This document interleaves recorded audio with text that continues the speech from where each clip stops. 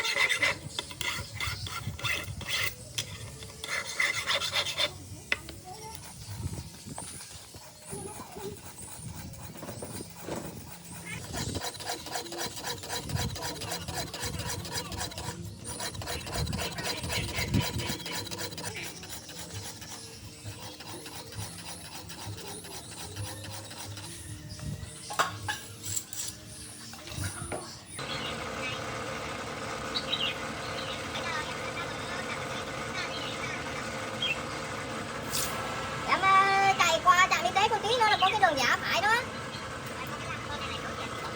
Đúng rồi, cái đường đối diện với cổng đằng sau đó, em chạy thẳng đây. Giả phải chạy xuống. Giả phải con đường hỗ trợ á. Cứ chạy đi, cứ chạy hết cái làng.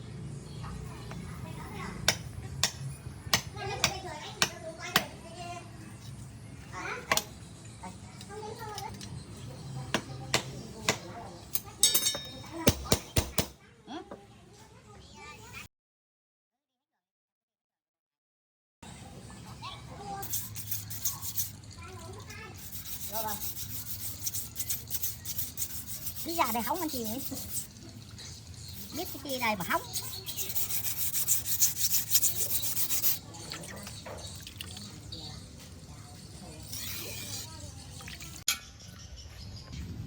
Béo ơi, liềm này. Liềm ăn chi đây? Thì vợ béo lúa sắp chín. Béo chú hợp cho bạn cho cái liềm mình ra mà đi cắt lúa mà lấy cái lúa mà ăn như còn chi nè. Liềm đấy màn chi, tôi thấy nó chín ngoài thôi ông mà còn màn liềm.